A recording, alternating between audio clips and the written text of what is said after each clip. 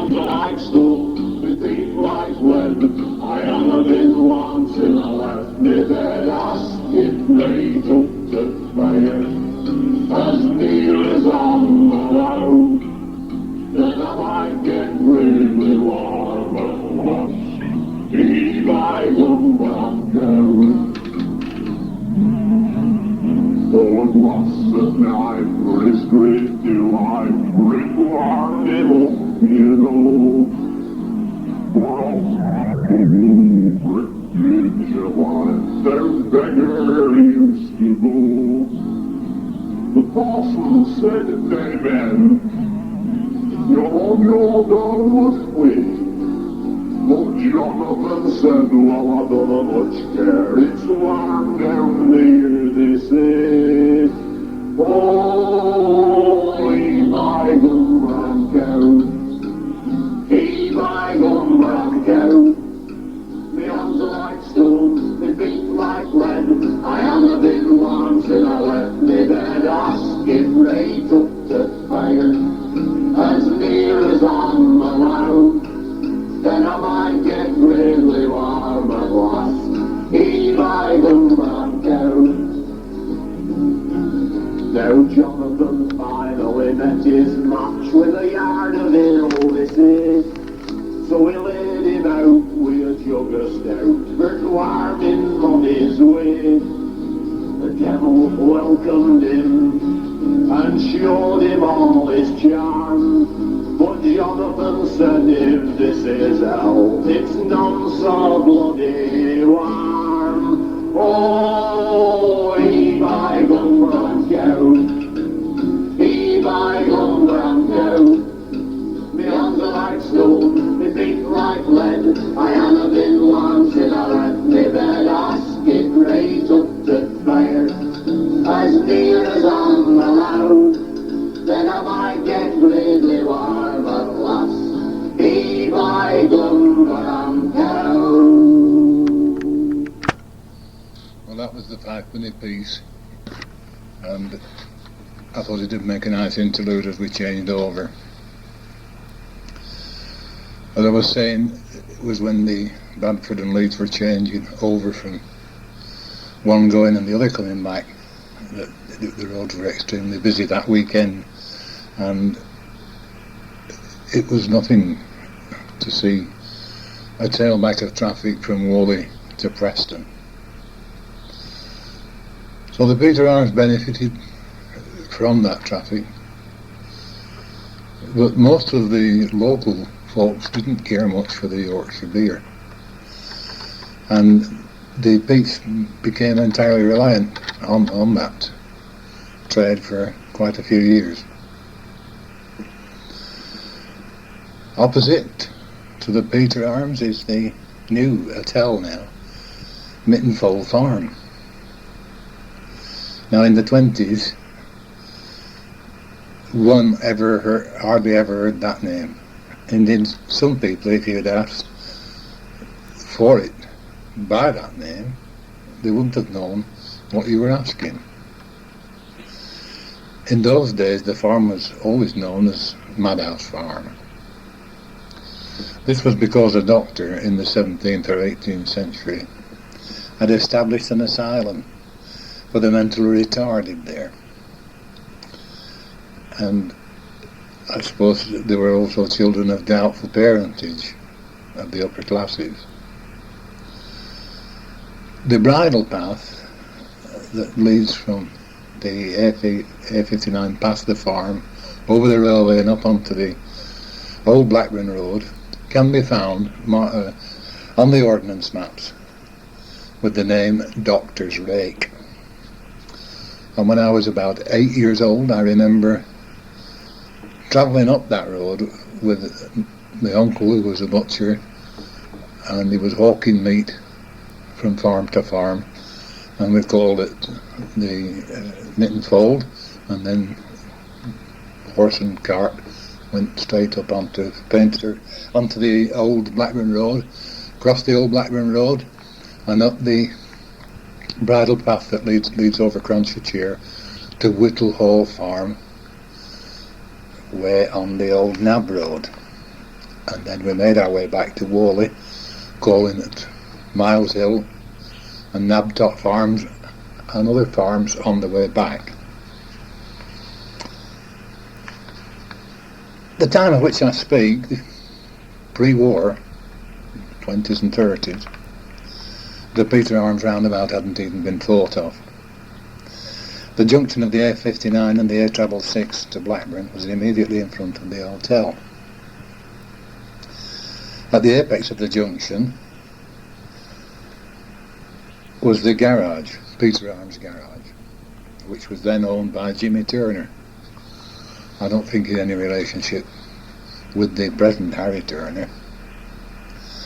The garage then was a wooden building and was much nearer the crossroad, and it afforded access from both roads to the row of petrol pumps on the forecourt. From the crossroads to the railway bridge were just 3 houses, and later a bungalow. 2 of the houses are the pair of stone semis just past the garage on the left as you go up towards the village, and a little further on, halfway between there and the railway bridge, was the red brick detached house, which was the presbytery. And I remember the first priest living there was Father Walmsley, and he was followed by Father Cagan. About 1935 or 6, Jimmy Turner at the garage built a red brick bungalow almost opposite to the presbytery, and that was all the houses that were in that piece of road between the crossroads and the railway bridge.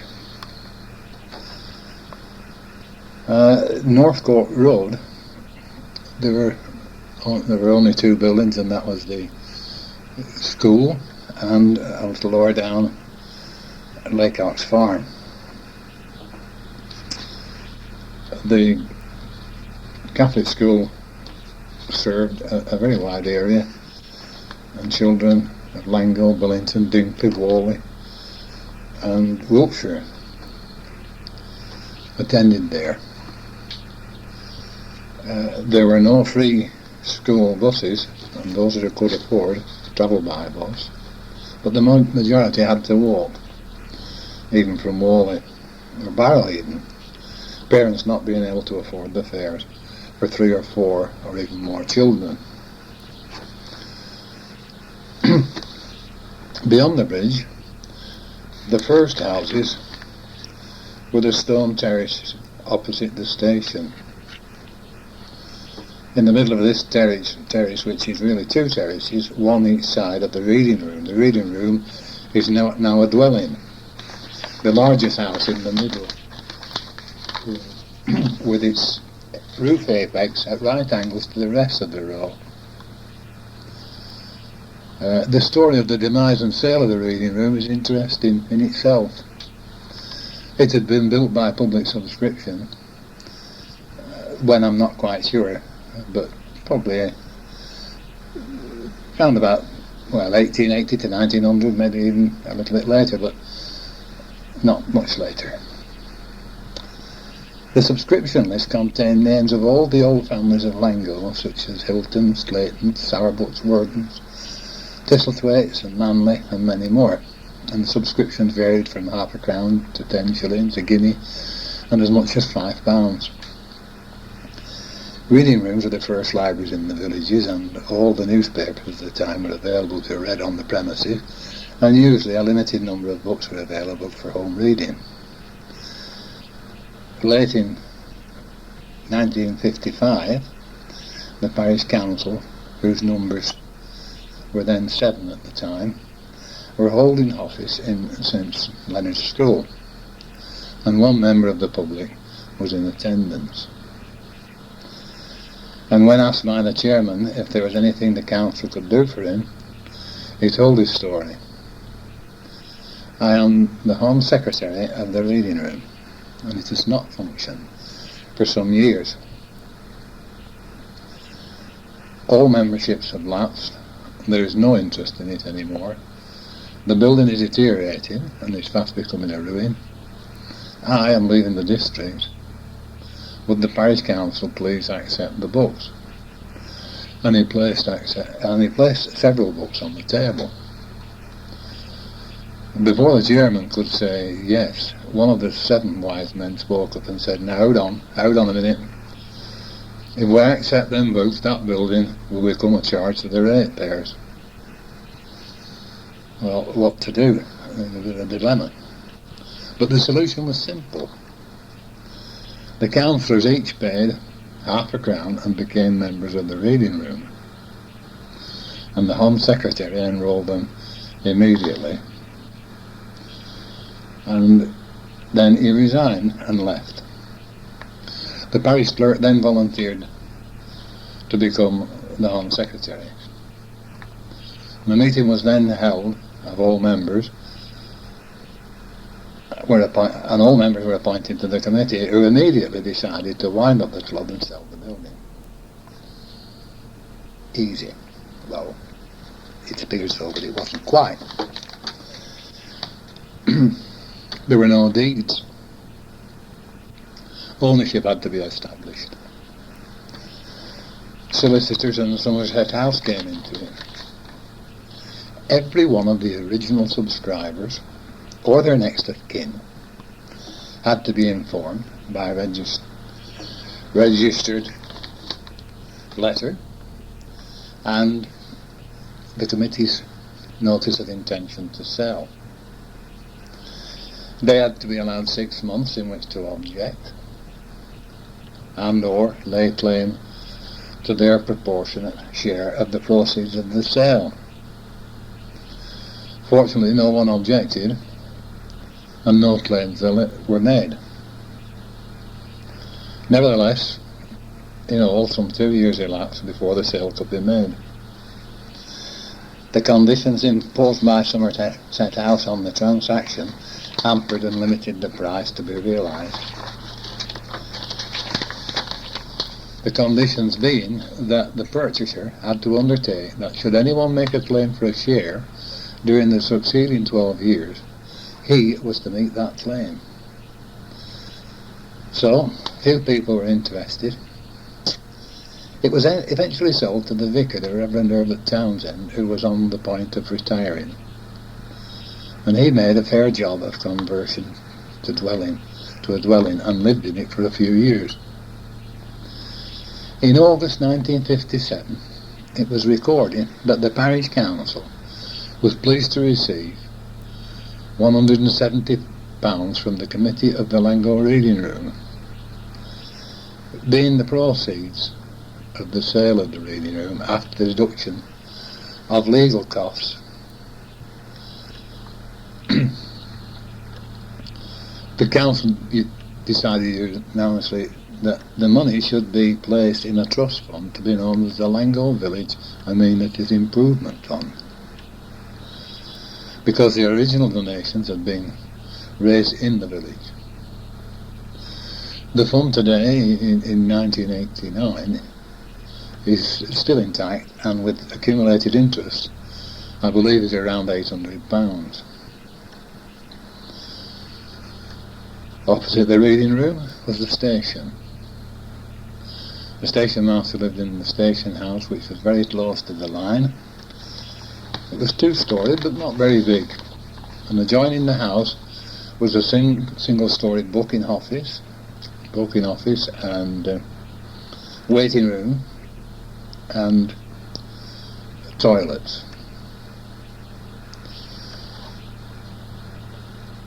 The yard was between the railway line and the main road, and twin siding lines from the bridge, the railway bridge, across the yard almost to the gate, leaving just sufficient room for vehicles to get down either side of the parked railway wagons.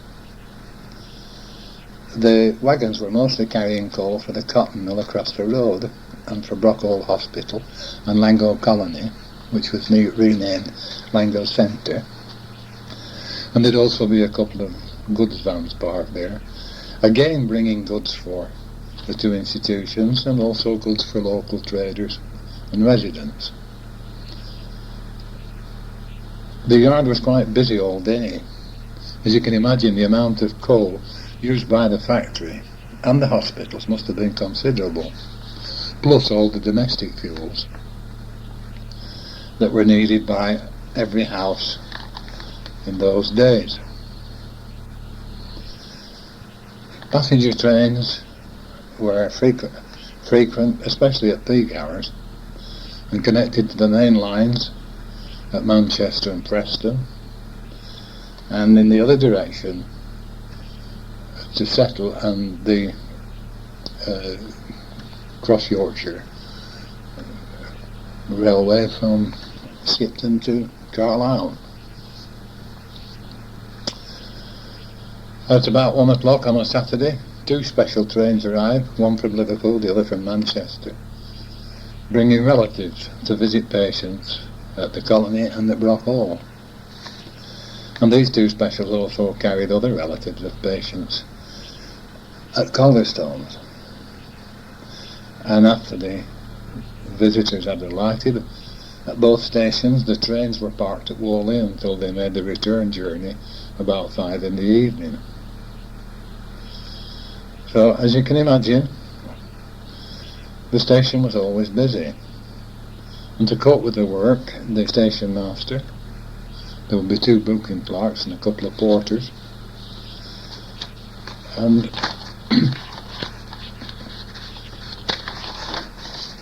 I must say that on looking through the parish records and finding that the station has now been closed for 33 years was somewhat of a shock.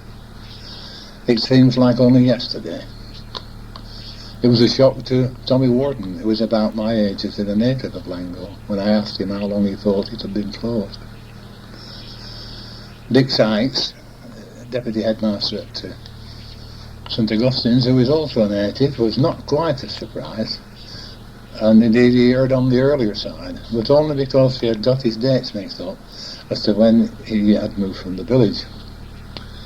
But they both mention the same, and I think possibly the most significant thing connected with the railway to rural communities, and this was the twice daily gallop of local farmers to catch the milk train, with the morning and evening milkings. The coming of the railway must have enabled farmers to expand into milk production, which could be got to towns and cities as far away as Manchester and Liverpool in little time. But by 1956 all the milk was being picked up at the farm gates by 2 sons of local farmers, Beavers and Simpsons, and both families farmed in the Dinkley area.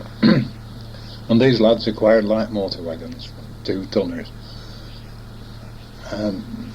probably in the early 30s, and they made farm gate collections and saved the farmers the trouble of running to the station, and so that was a trade loss to the railway company. Likewise with the coal for the hospitals, they came direct by road. The outbreak of war, the factory closed, and buses had taken all the passenger traffic, and although the parish council objected to its closure, it couldn't put up much of a case for its retentions. The station finally closed on the 7th of May 1956. A bus shelter now stands where the entrance to the station yard used to be, and the station yard is the site of 4 new bungalows. Taylor's buildings next to the gateway were probably erected at the same period as the station buildings. Both are of brick, and the style of the station house and buildings were similar too. As is usual to the local stations, the nearest building was a hotel or an inn, so it was at Langho. We had the Langho Hotel. The largest building in the row was the old pub, and next door were 2 cottages, and then the shop, which was the shop of a Mr. Sedgwick, as I remember it, and I believe at one time it was also the post office.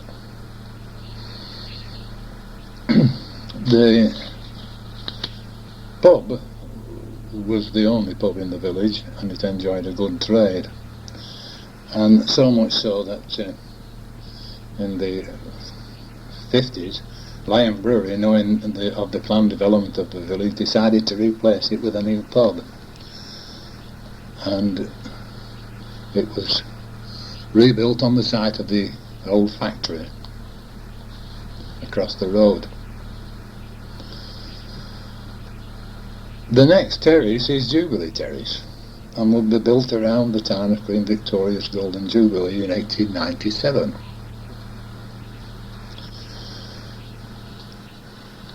The first shop, which is now a chip shop, was, as I remember it then, the post office, and it was run by the Burns family.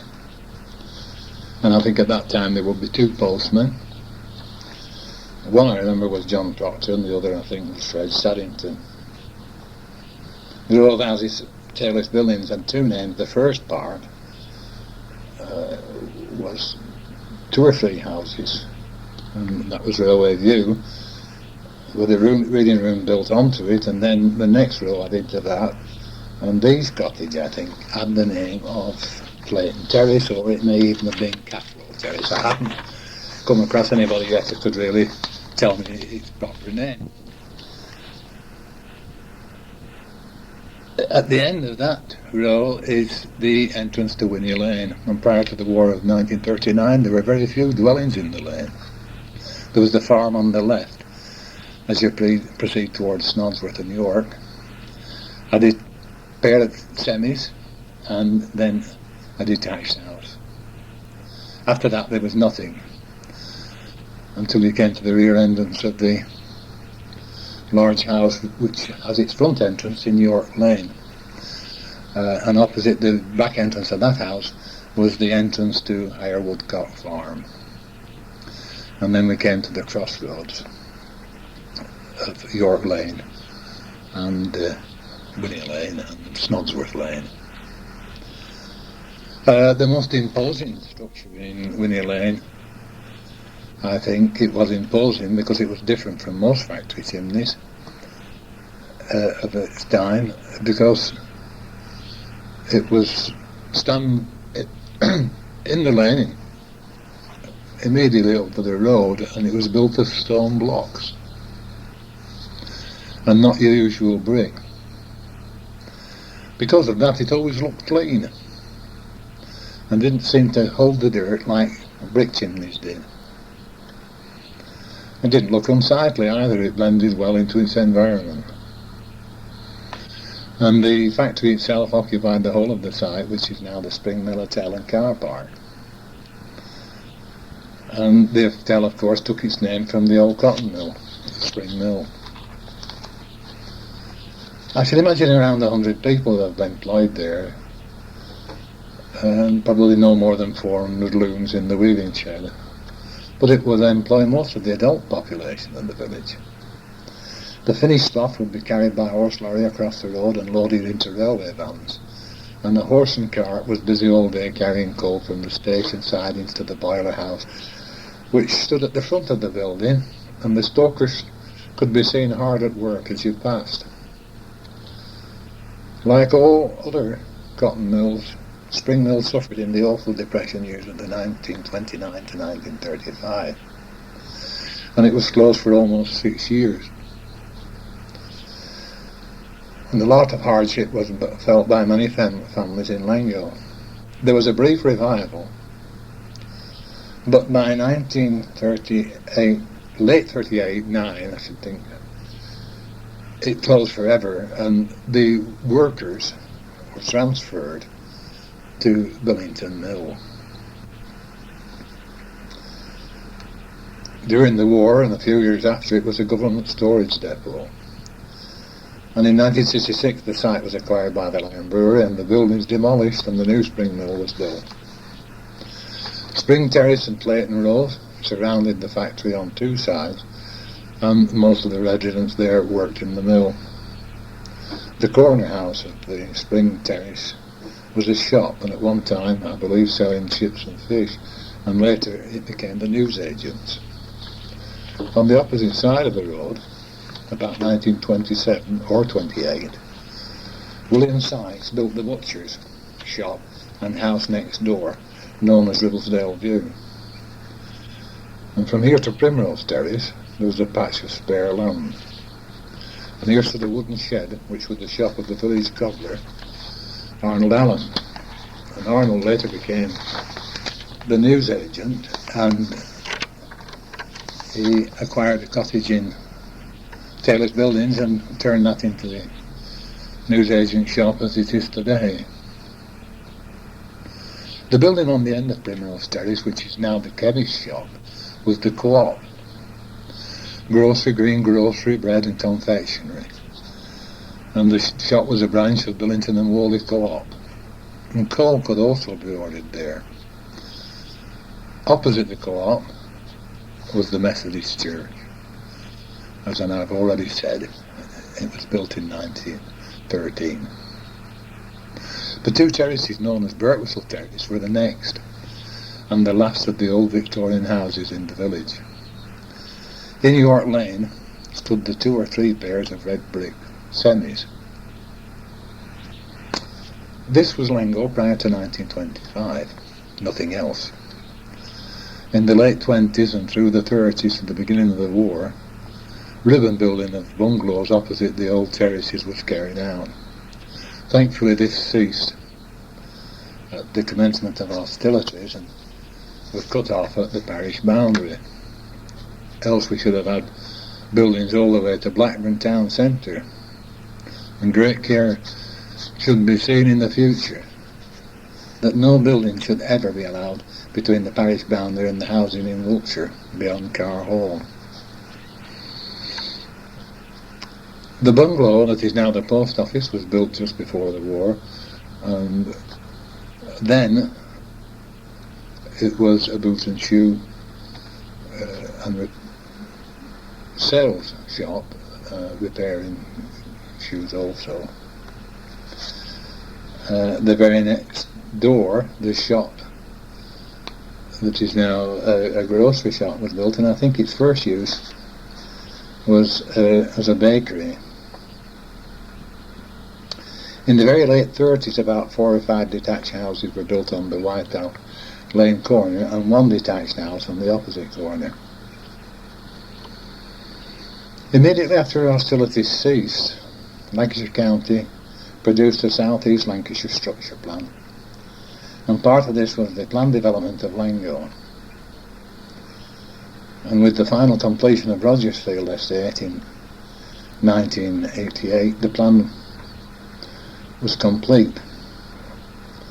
It was devised in 1950.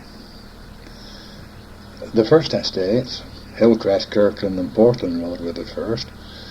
Bungalows in York Lane, St Mary's Church and St Mary's Drive in 1960s, and new housing in Winnie Lane.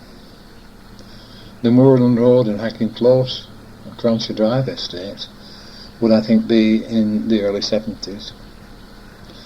The new Catholic Church was completed in 1959. So you will have gathered that up to 1930, Langho was a very small place to that which we know today.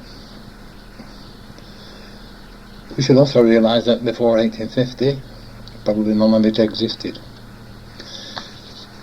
As I have said before, Langho is a village, is a product of the Industrial Revolution. The Lancashire and Yorkshire Railway came through about 1850, and the means of bringing power in the form of coal was now available. The spring mill factory was built and the stone terraces grew up around it. And a few handloom weavers scattered about the district found work in the new mill, and were joined by others moving in from Blackburn and other nearby towns. And workers from the towns arrived in Langho before the turn of the century must have thought they were coming to live in paradise. And they were, as we all now know and appreciate today.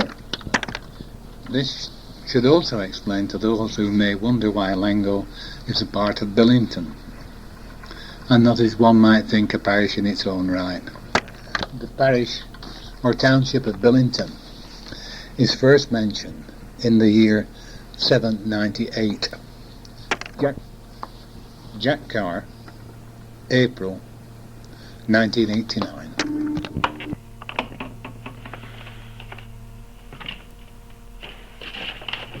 I'm speaking there only from memory, and the dates are not far out, but no doubt old Langho people will spot my mistakes.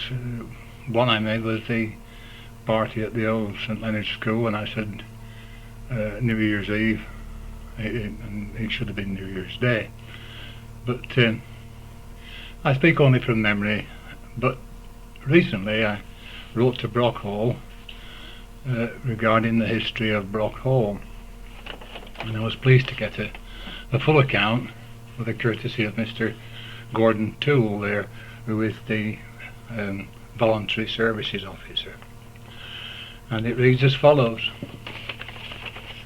Brock Hall owes its existence to a resolution by the Lancashire County Council on November 2nd, 1899, which authorised the promotion of a bill to be laid before Parliament, and which came onto the statute book as the Lancashire Inebriates Acts Board, Act 1900, having received royal assent on the 25th of June 1900. The membership of the board comprised 18 members appointed by the Lancashire County Council and 25 members appointed by the contributory lying within the geographical county. It is worthy of note that the board made provisions to borrow £50,000 for the purposes of implementing the Act. On the 31st of August 1901, the Lancashire Inebriates Acts Board acquired from Mr. Henry W. Worsley Taylor of Morton Hall, Whalley, the estate of 326 acres comprising Brock Hall, Bradhill, Howgrave and Fogg's Farms and or tenements, including over 1 mile of half the bed, that is the left bank of the Ribble, part of the Stonier Several fishery. Earliest records of this estate are dated 1546, and in 1547 a John Bradhill purchased 6 rediments from Sir Richard Horton for the sum of £30 at Horton's. Local legends indicated that the De Horton estate was impoverished by the excessive hospitality provided for the monarchy, especially James I. But it would appear that the estate's funds were under pressure even before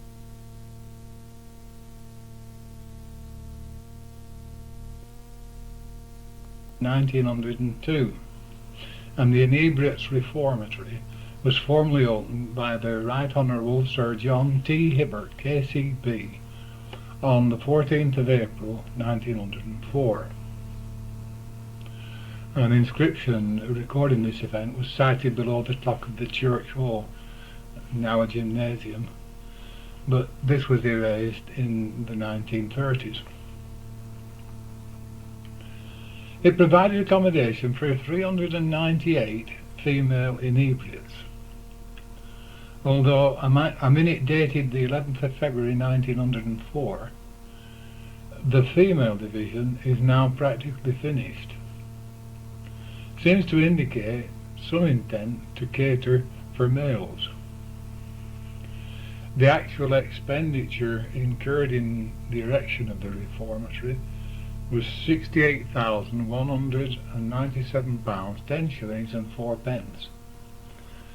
From the outset, it was apparent that agricultural activities were to form a predominant feature of the routine, as evidenced by the priorities defined in the minutes, also of 11th of February 1904.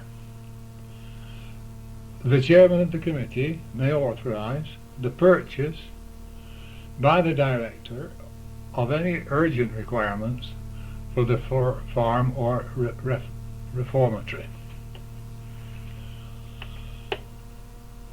The reformatory consisted of 6 wards. The church hall, the administration block with the necessary services, kitchen, boiler house and laundry, and a few houses and cottages for key workers. It was surrounded by a 9 feet high spike fence, allegedly unclimbable,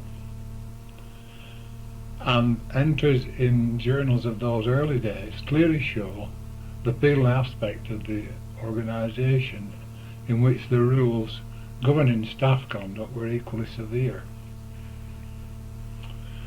By April 1915, the patient population was about 230, having declined during the previous few months from about 270.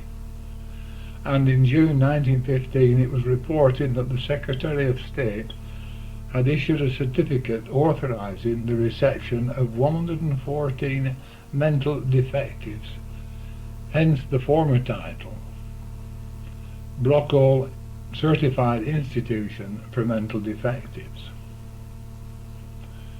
It should be noted that only a couple of miles away, the county asylum, Whalley, now Calderstones, had been planned and been built by the Lancashire Asylums Board, but being near completion at the time of the outbreak of the Great War in 1914, it was requisitioned and known as Queen Mary's Military Hospital. Brockhall continued to house 2 categories of patients, inebriates and mental defectives, until 1920, when the last inebriate was discharged. During the same year, the medical director of the inebriate reformatory was appointed medical superintendent of Calderstones. Thus, Brockhall became, in effect, an annex of Calderstones, although still managed by the Lancashire Inebriates Acts Board until the 31st of December 1924.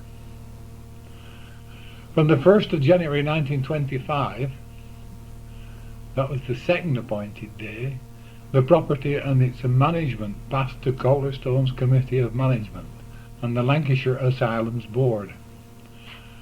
Parties of male patients were transported daily from Calderstones to Brockhall to work the farmlands, and additionally some patients under staff supervision were employed in the construction of the first male ward, Ashwood, which was located near to the farm and housed patients who were primarily farm workers.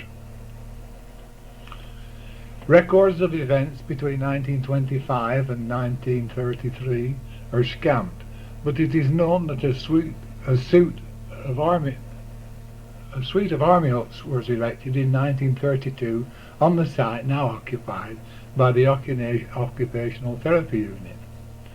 Apart from housing about 40 patients, the suite also provided office accommodation for senior male nursing staff and some staff bedrooms. On October 1st, 1933, Brockhall experienced its 3rd appointed day.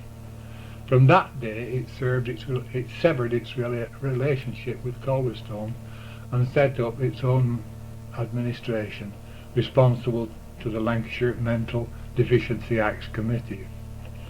The Management Committee comprised representatives of the Lancashire County and county boroughs within the geographical county of Lancashire. 425 patients, 85 male and 340 females, were in residence on that date. Prior to the appointed day, work had commenced on the provision of 6 additional wards, 3 male and 3 female, and the certificate authorising a bed complement of 758, 262 males and 496 females was issued in March 1934. Some patients were transferred from Calderstones in the first place, but subsequently the majority of the patients were admitted following normal legal process. By September 1934, the patient population was 558, and a year later 686 were on the books and 655 were in residence. These figures rose subsequently to 768, 726 in residence, and at that point the institution had only 6 vacancies, 2 of which were already allocated, and by mid-1937 the records show that the number of patients on the books exceeded the certified accommodation. During this period, some 40 or so patients would be absent on licence at any one time. Turning back the clock to February 1934, it is worthy of note that the Lancashire Mental Hospitals Board approved an estimate of £522,000 to provide further extensions, and was given instructions to prepare final plans, bills of quantities and specifications. As a preliminary to the expansion of the hospital proper, a start was made in 1935 on the construction of 36 staff houses on the Larkhill estate. Tenders were received in August 1936 and the successful contractor was notified in February 1937. The contract was signed on the 20th of April 1937 and a ceremony of cutting the first sod took place on the 14th of May 1937. Work proceeded apace and the final account of the subcontractor for roads and paths was at hand as early as the end of August. The first of the new wards were handed over in 1940, at which time over 450 patients, mainly of low mental grade, were transferred from Calderstones. Calderstones once more was involved with war casualties, as the accommodation released by transfers to Brockhall was used to provide EMS beds. By 1941, the scheme of extension was virtually completed, with the exception of the finishing of one ward and reconstruction of the old boiler house and laundry. On the 5th of July 1948, the 4th appointed day in the history of Brockhall, the control passed to the Manchester Regional Hospital Board, and the hospital joined with Calderstones under the Brockhall and Calderstones Hospital Management Committee. The attempted fusion of the 2 large hospitals for the mentally handicapped proved unworkable, and 1 year later Calderstones and Brockhall were separated, each one then having its own hospital management committee. During the 1939-45 war, recruitment centred on temporary war emergency nurses who in the main were over age or unfit for military service, and together with members of the Civil Nursing Reserve. Recruitment in the post-war period was hampered by the lack of housing, and Brookside Estate, was consisting of 20 semi-detached houses, was built in 1951-52 and fully occupied within a short time. Admissions continued almost unabated and stretched resources to the limit. So much so that in the middle of February 1956 there were over 2,300 patients on the books, of whom nearly 2,150 were in residence. The resident figure at the present time, 19th of March 79, is 1,460, and by current standards overcrowding still exists. Following the publication of a white paper, Better Services for the Mentally Handicapped in 1971, strenuous efforts were directed to improving the standards of accommodation, both by increasing the living space and refurbishing the living areas. Additional dormitory accommodation has been provided on 6 single-story wards, and by 1974 day room provision was extended on 7 wards.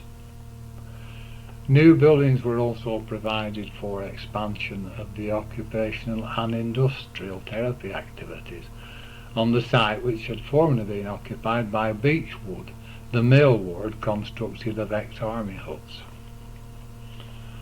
The 5th appointed day, or the 6th of the judicial separation of Calderstones and Brockhall in 1949, is to be recognised in this context. Took place on April the 1st, 1974, with the coming into force of the National Health Service Reorganisation Act. From that date, hospital management committees were dissolved, and Brockhall became a part of the Blackburn Health District, itself one of 6 districts under the control of the Lancashire Area Health Authority. Standards of accommodation continued to be improved, and associated with the planned reduction in patient population, the subdivision of wards commenced in 1974. By March 1979, 4 wards had been subdivided. 1 ward was undergoing modification, and work was planned to commence on the subdivision of another ward later in the year. A purpose-built physiotherapy unit was completed in 1979, the design of which anticipated that at some future date it would be possible to provide a swimming and hydrotherapy pool to supplement the physiotherapy service. The hospital is now steering a strong course towards the community, with the resettlement programs very much in evidence and running alongside our closure program. The hospital is scheduled for closure in 1992.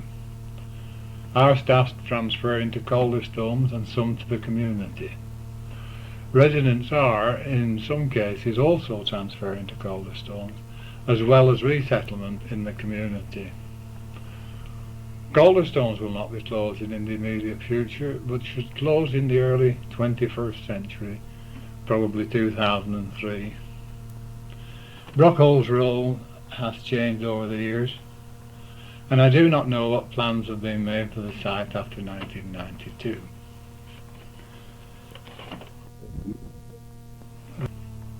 And as referred to at the end, is a strong course towards the community. Well, I'd like to say I think Brockhall has always steered a strong course towards the community of Billington and Langho, because whenever they were asked for any assistance regarding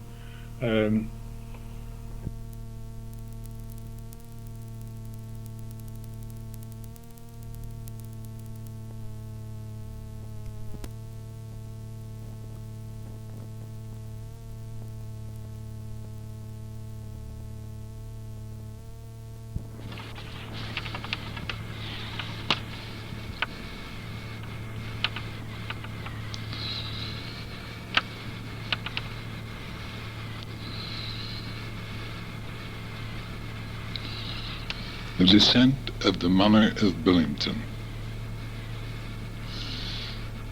Billington was in ancient days held by the de Lacys, Norman lords of the honour of Clitheroe, and is first named in the reign about 1152, though Langho, near Whalley, is cited as the place where a decisive battle took place in Saxon days, AD 798. From the de Lacy, the manorial rights passed to the de Billingtons about 1288, to Sir Adam Huddlestone, and eventually to the abbots and monks of Whalley Abbey, who held half a knight's fee of the Duke of Lancaster, which Adam de Billington had once held. Besides the manorial estates of the abbots of Whalley, were given many parcels of freehold lands in Billington by successive benefactors. Countess Margaret de Lacy gave them land in Billington on which to have a building for storing corn. William de Dinkley gave half an acre as a site for a barn. Sir Adam de Huddlestone gave the monastery right of pasturage on Billington Common, which containeth about 2.5 miles, and also to dig turf and quarry stone upon his land in Billington. The Vicar of Blackburn gave them his field called Snodworth, while Richard de Billington granted them 7 acres of land called Longdale, and 4 acres called Bentham and other lands. Henry de Lacy laid the foundation of the abbey in 1296, and the first completed portion was consecrated in 1306. But the extension of the buildings continued for 2 centuries. According to an old charter dated 1308, there was a hermitage in Billington, which was situated near the rocks on the eastern side.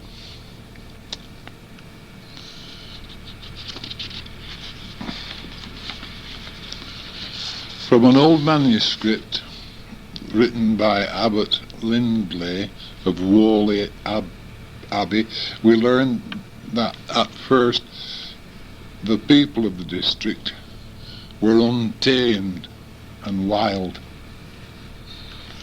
and in the neighbourhood were a multitude of foxes and hurtful beasts. He also records that Elker wood covered 60 acres, replenished with oak timber and much underwood, which is hazel and elder, whilst the wood called the nabe contained 40 acres of oak and many fairer ash trees. In the Abbey Coucher book, begun by Abbot Lindley in 1347, are to be found all the names of freeholders in Billington, as well as 144 title deeds relating to the township. It was Abbot Topcliffe, a native of Billington, who laid the foundation stone for the Abbey Church in 1330, and possibly 2 later abbots, Nicholas and William of Billington, came from this district. In 1435, the vicar of Whalley Church was a William Dinkley. It is probable that during the time the monks were lords of Billington, the people there, as well as in Dinkley, heard Mass in Whalley Church. No details have been found to support the local tradition that there was a chapel of ease in Old Langho. The following note suggests, rather, that the parishioners resorted to the public chapel without the monastery of Whalley, since they had purchased a chalice for it. In those days, the Roman road through Old Langho to the Calder near Potter Ford would be well used. On the 9th of April 1537, the Earl of Sussex wrote to Nicholas Tempest, charging him in the King's name to restore a chalice belonging to the chapel of Our Lady without the monastery of Whalley, which the parishioners of Billington and Dinkley had bought, and which the abbot had entrusted to his care. The abbot referred to was Abbot Paslew, who had been hanged, drawn and quartered at Lancaster on March 10, 1537, and Nicholas Tempest was executed at Tyburn, May 15, 1537. Recent historical research has made it necessary to rewrite the history of these last days at Whalley Abbey, and it has been done for us by Father Joseph McDulty, B.A. FRSHS of Clitheroe and Liverpool, in his book The Last Days of Whalley and Soley Abbeys. After the dissolution of the monastery, the abbey estates remained Crown property for some time, but were eventually sold to various purchasers. Billington Manor, with its appurtenances, became the possessions of Sir Thomas Holcroft, a knight. According to Abram, that's a reference book, he was the presumed founder of the chapel at Old Langho, which he states he would build about 1557. The local tradition that stones used in its construction were brought from the dismantled abbey has never been confirmed, though it is argued they are large for so small a building. According to the Victoria County history, the erection of a chapel at Langho about 1557 was probably due to the Catholic revival under the new vicar, James Hargraves, whom Queen Mary appointed over Blackburn district in 1555.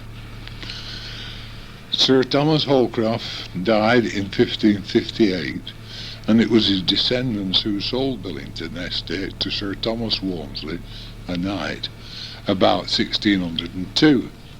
The latter having previously secured the adjoining Hacking estate when he married Anne Shuttleworth, who the sole heiress of Hacking Hall. Sir Thomas Walmsley, better known as the Judge, was the founder of the family who were lords of Billington for over 100 years. The line ended in the heiress Catherine Walmsley, who married Robert VII Lord Petre about 1712, thus carrying the estates into the family who hold the manor today.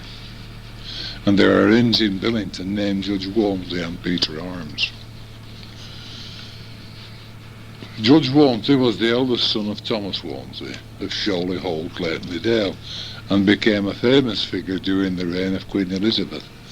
He came of a Catholic family, and his wife Anne, daughter of Robert Shuttleworth of Hacking Hall, was a Catholic, her mother being Jane, daughter of Evan Brown of Bribbleton Hall, a relation of the Haydocks of Cotton Hall. He must, however, have temporised in the religion to considerable extent, otherwise he could not have been one of Elizabeth's judges. Yet he evinced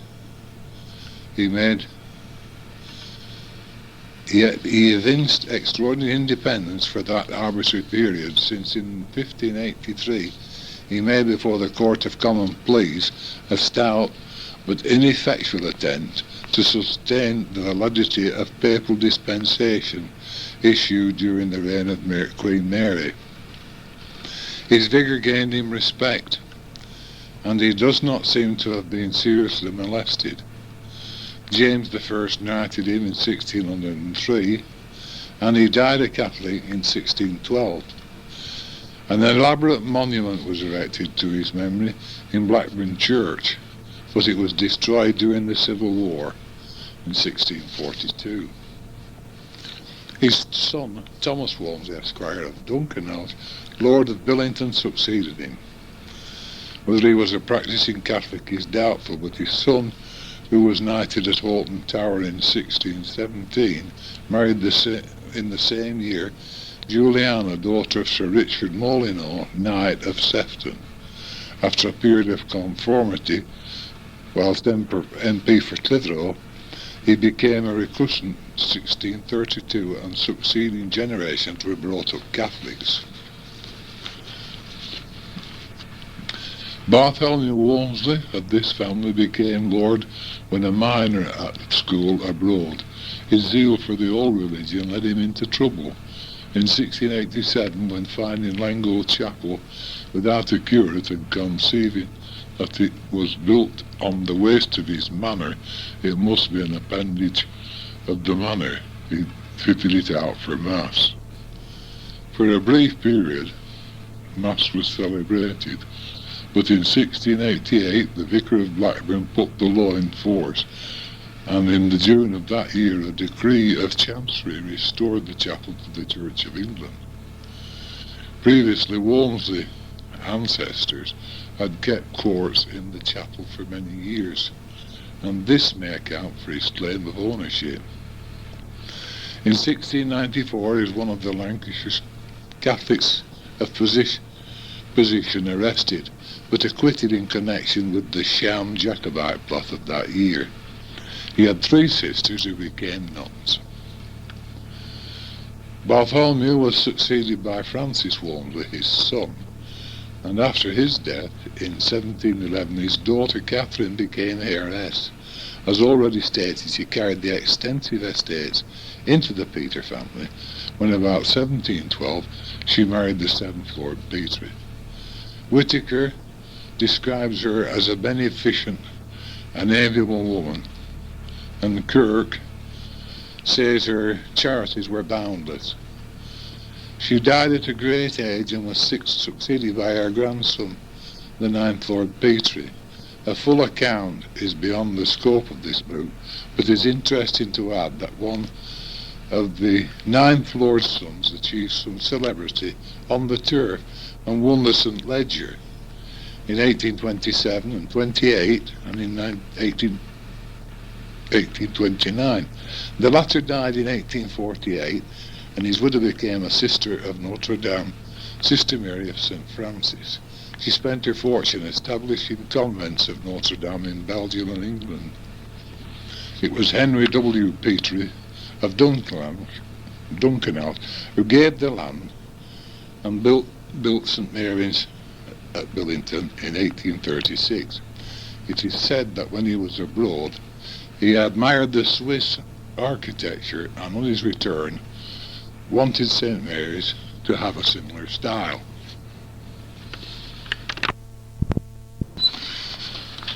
You will have gathered that I have been reading from a book,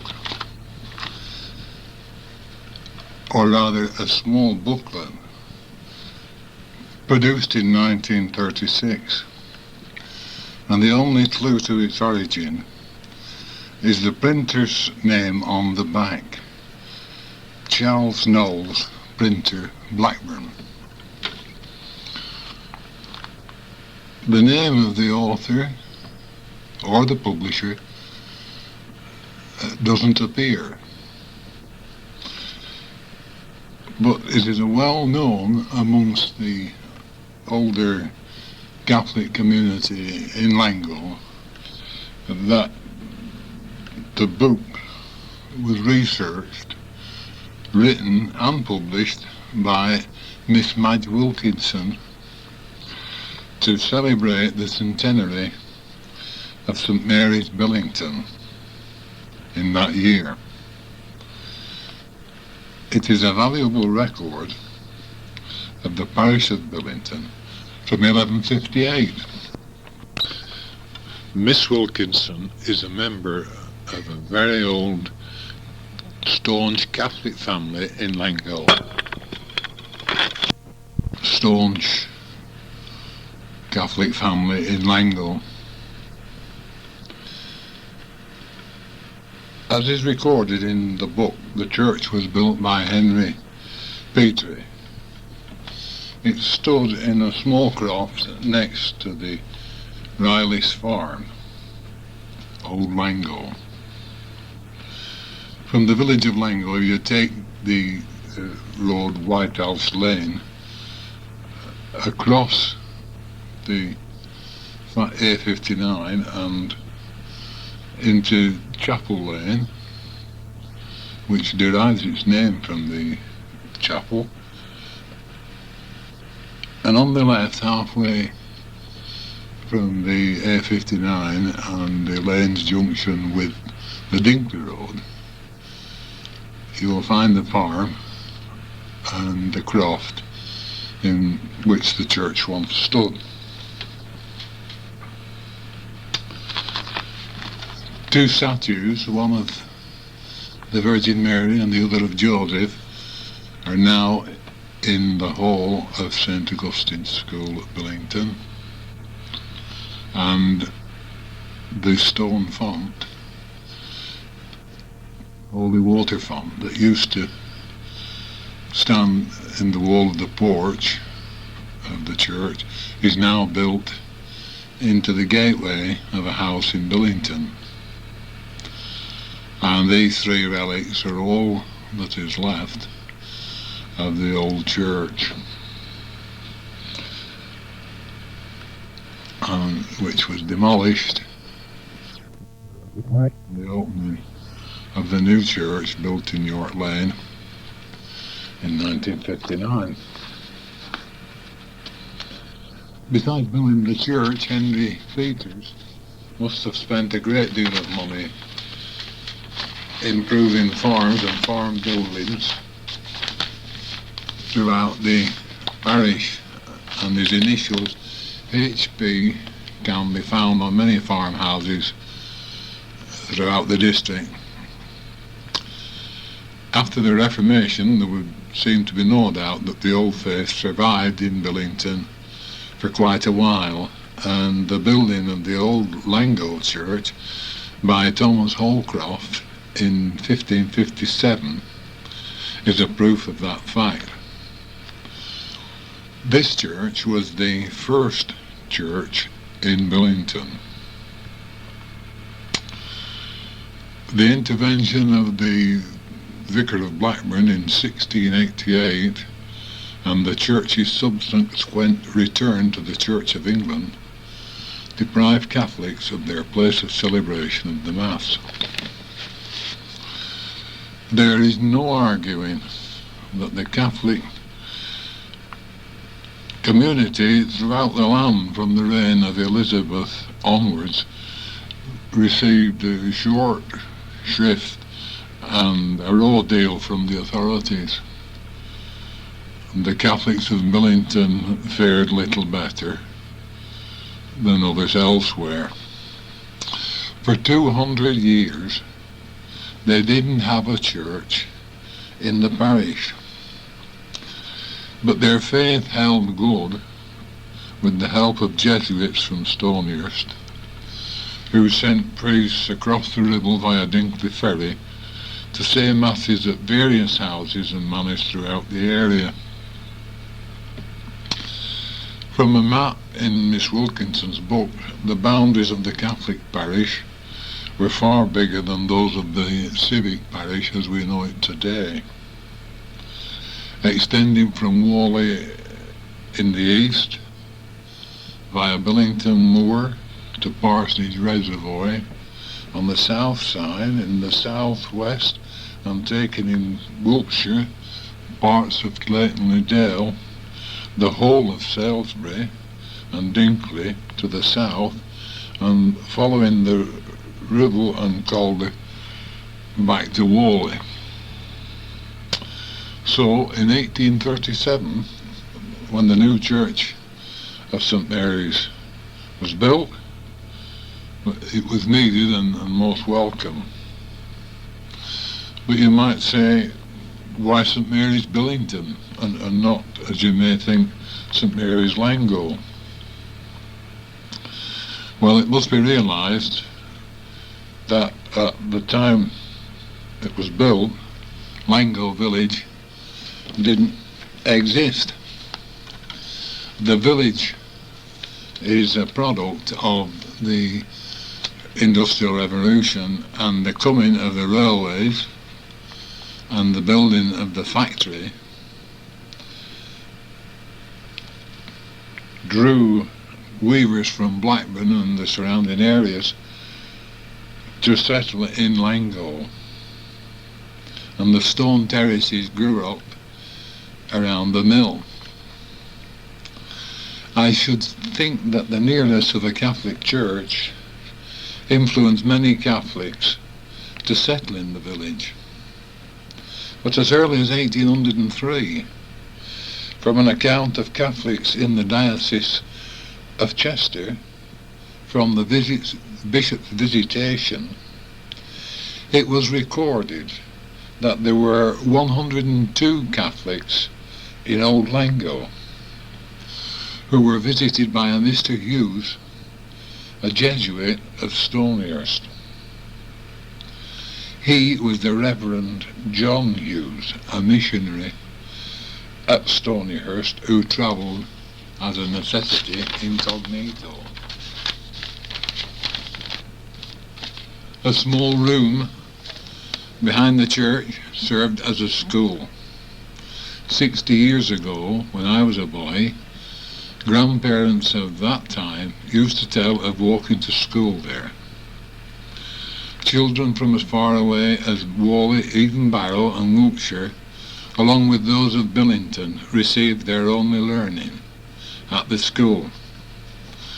From the building of the church in 1836, numerous priests were in charge, most of them from Stonyhurst. One, a Jesuit, the Reverend James Pennington, was in charge from 1874 to 1917. He was a hard worker in the parish, and by his efforts, the then new school in Langho was built in 1909 at the cost of £1,800. His successor, Father Walmsley, became the first resident priest, and it must have been in the early 20s that his presbytery was built, halfway between the new school and the P.T. Arms. Succeeding priests lived there until the building of the new church and presbytery in 1959 in York Lane. The old church served the parish well. People from Whalley and Billington walked in all weathers to worship there. And midnight mass at Christmas and the chapel aglow with candles and oil lamps welcomed the full congregation.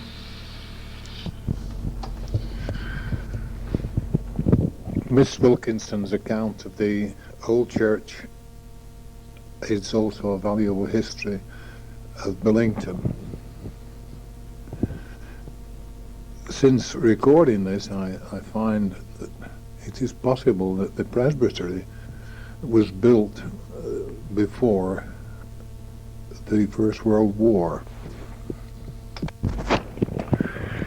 The railway, Lancashire and Yorkshire Railway, came through the parish, I should think, about 1850. Prior to that, there would be very few buildings in Langho village, if any at all. The railway made it possible for power in the form of coal to be brought right into the Ribble Valley, and consequently the factories, the cotton mills, were built.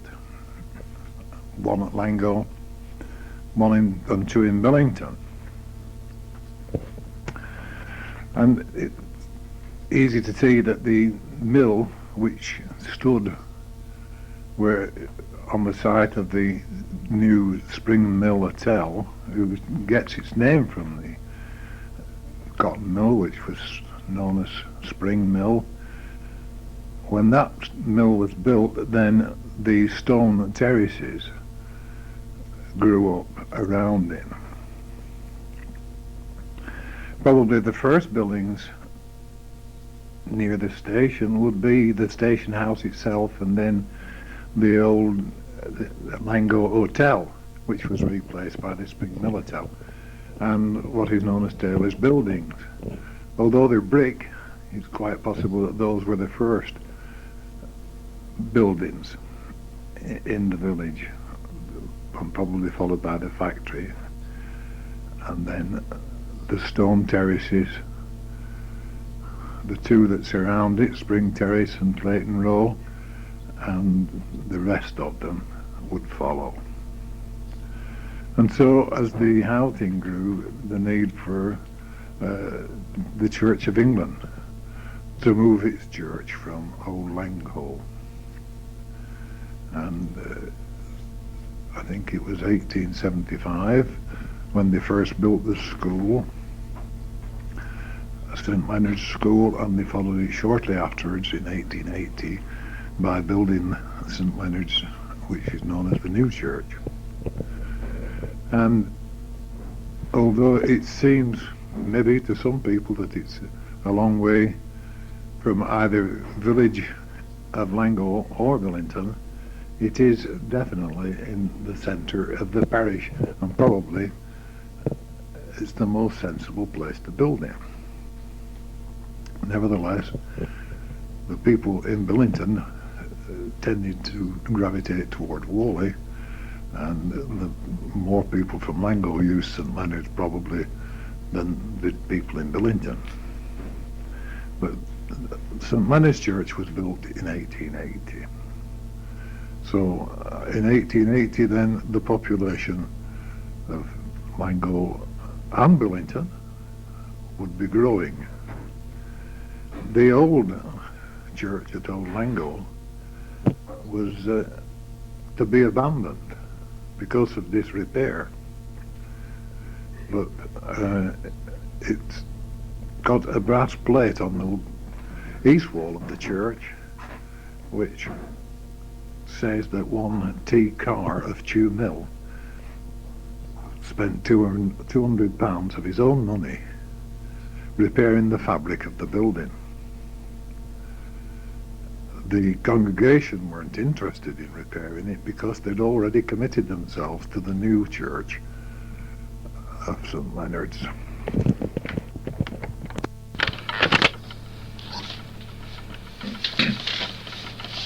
The Methodist Church in Langho was built in 1913, and it's a splendid Victorian design red brick building. And when you think about Langho in those days, there couldn't have been a tremendous lot of Methodists because Langho was very small, but it was a splendid effort. And it's always managed to keep itself going and never seemed to want for much. They've always been able to find the money for anything they needed to do. Recently I was shown a photograph by Mr. Billy Slater, who lives in, I think it's Birtwistle Terrace in Langho, and he's probably one of the oldest residents, and he was able to show me a photograph, a picture postcard of Langho before the Methodist Church was built. And the cameraman had stood with his camera at the top end of Birtwistle Terrace, looking down towards the village, and on the right hand side there was nothing but green fields all the way down to Spring Terrace. So to look back, Miss Wilkinson account of Langho, or St Mary's Langho, is a valuable record, and most of the facts are taken from a book which is available in Whalley Library by A. L. Adams, entitled A History of Billington. Other comments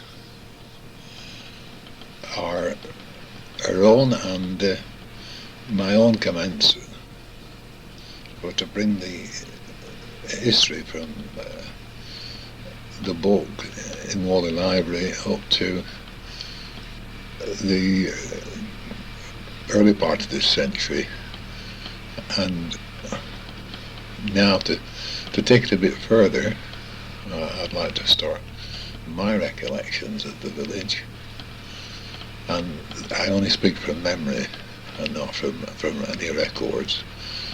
But the first, you've got to realise that in those days the only brick buildings were, as I've said previously, tailors' buildings, and the rest were stone. And the stone, no doubt, came from Cronfitshire, from the dress stone, because it can be seen that there has quarrying gone on there at Cronfitshire, and probably all the stone in Langho and Billington came from there. So to further look at Langho in 1925 onwards,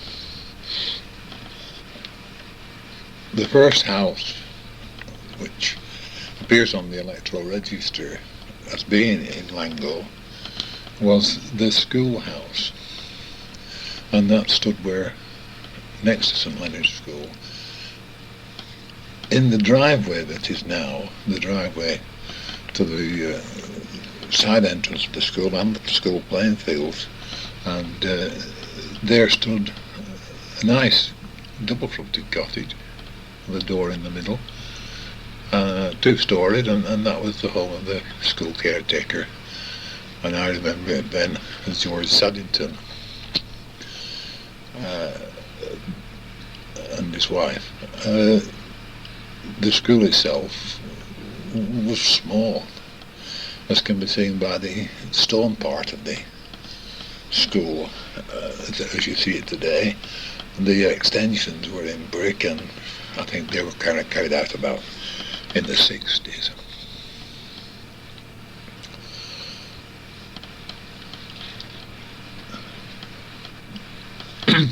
My first day there in 1925 was in the little room on the left. You enter the door at the school, and it's now used, I think, as the teacher's common room. There was a house attached to the school, which I think was intended for the headmaster, and that at that time was occupied by Mr. and Mrs. Howarth, Francis Howarth, who was an ardent churchgoer. He worked in the cotton mill, and he was also a church warden. But I was saying that my first day was in the little room on the left, and there were only 3 rooms in the school, and we used to gather in there in little 2-seater desks. And I remember on the right as you entered, the right wall in the middle was a great big fireplace with a fire guard with a brass rail at the top. And children from Langho, York and Old Langho and Dinkley attended the school from the age of 5 to 14 when they left to start work. And the school to an infant looked enormous. The windows in the little room were high, and you could only see the sky at the front of the school and the trees, the tops of the trees in the churchyard.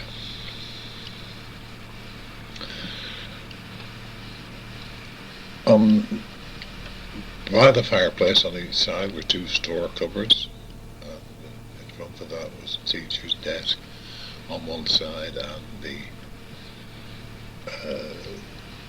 blackboard and easel on the other. And in winter a roaring fire of coal or logs or coke was kept going all day, and the caretaker coming in 2 or 3 times to empty a full bucket of fuel into the massive grate. And on nasty wet mornings, this savage art teacher used to meet us and said, let's have a look and get those wet socks off. And used to take her stockings off, and the rail in front of the fire used to be full of stockings, and the hearth was lined up with clogs, and we'd sit in our bare feet to do our lessons.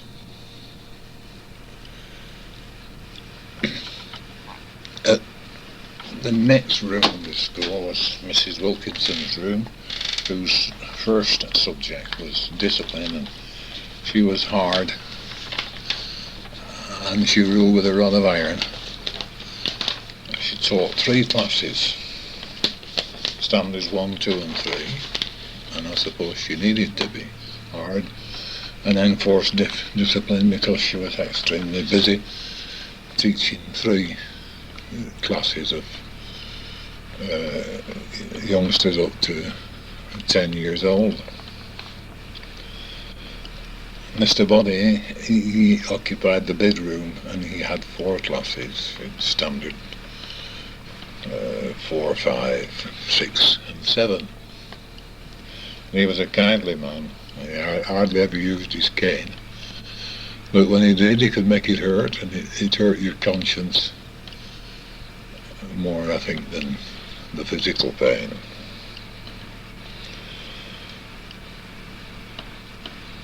I remember Friday afternoons was our only music lesson of the week, and for over an hour Mrs. Wilkinson played the piano, and we all sang songs like Annie Laurie, God Bless the Prince of Wales, and Lyndon Lee, and always for Mr. Body, Billington Sir Poacher.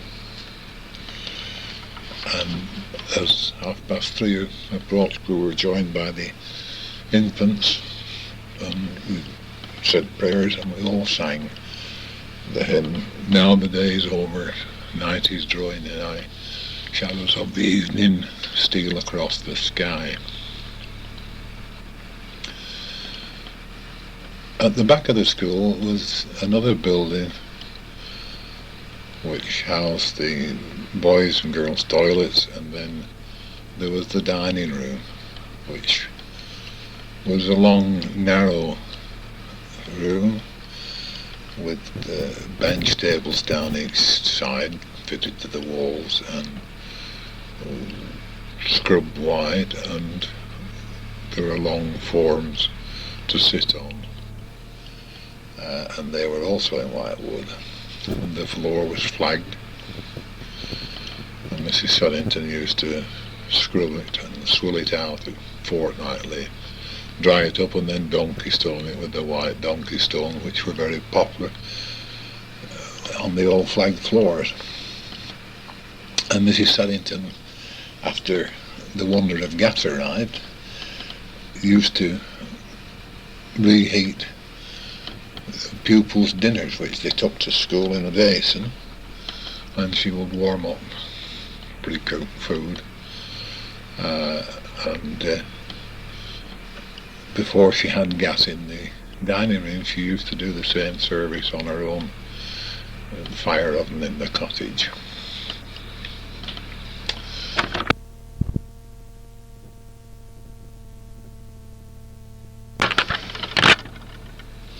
Although there was no school playing fields in those days, the only playground was the flagged area at the front and the side of the school, and the girls tended to play in the area in front of the school, and the lads occupied the side of the school.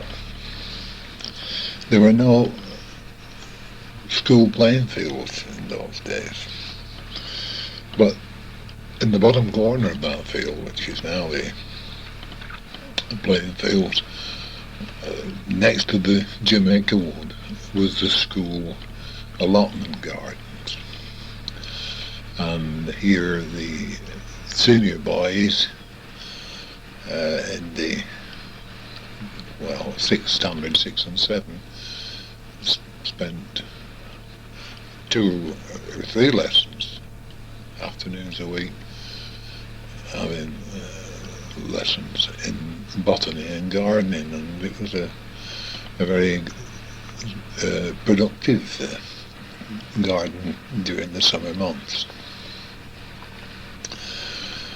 And so more or less that was the day school, but the school was again open on a Sunday afternoon at 2 o'clock for the Sunday school.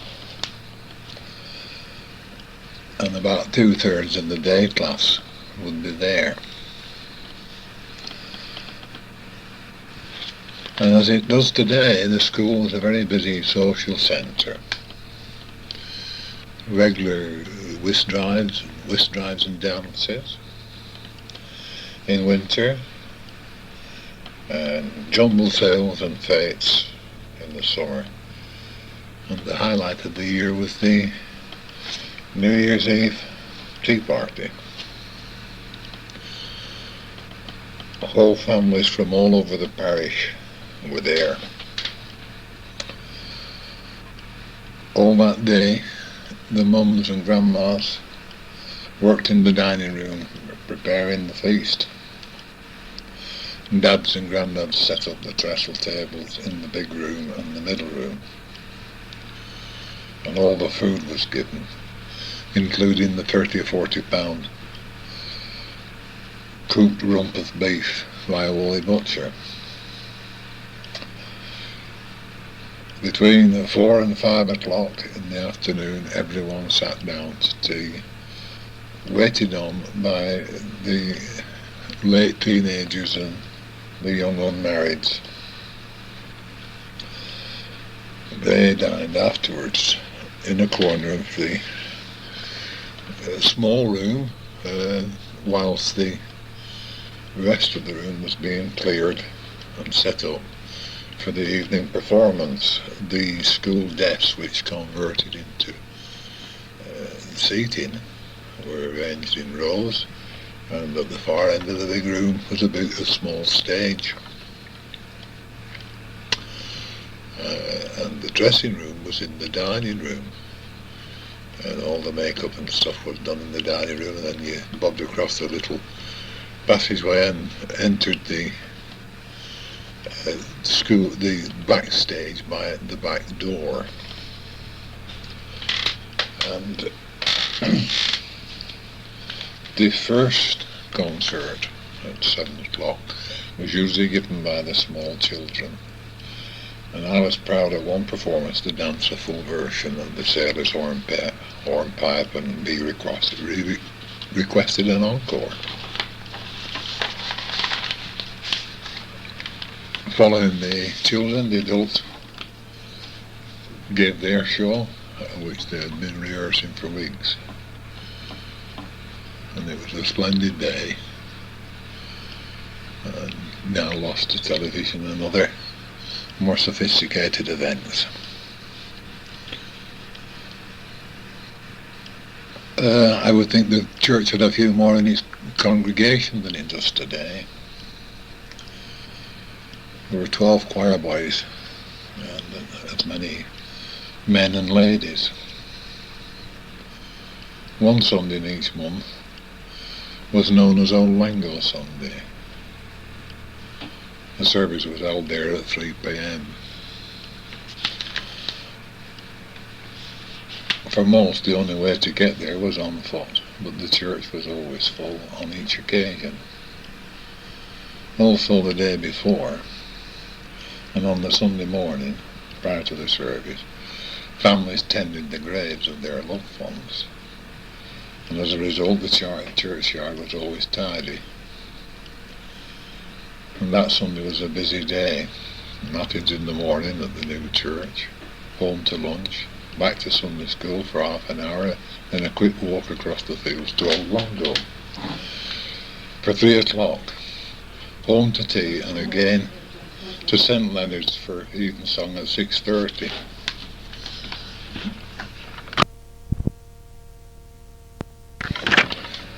The Peter Arms is now in March 89, looking as it used to do years ago, well, almost. Then it did have steps to the front door, but not as it is today with an enclosed patio. It's splendid to see the old stone again. As is the case with the other 2 pubs in the parish, the Judge Walmsley and the Black Bull, the Pete's was a farm and pub owned by the Petrie estate of Duncan Elsh. It is leased to breweries on a long term. From the turn of the century up to the 30s, Lion Brewery held the lease. And they used the farm as a stud for their Shire horses, which pulled the drays in the town. Here they broke in the horses to the shafts and rested others for a short holiday in the country, and they retired old servants to pleasant pastures. At the beginning of the 30s, the traffic to Blackpool and other West Coast resorts increased rapidly month by month, and a great deal of it was from the Yorkshire woolen towns. Annual wakes weeks by the sea and day trippers from places like Barnsley and Leeds and Bradford and other large Yorkshire towns. And this led to Yorkshire breweries invading Lancashire, so that their clients would have their own brews available on their journey to the coast. And in that way Sam Smiths were able to outbid Lion for the lease of the Petrie Arms.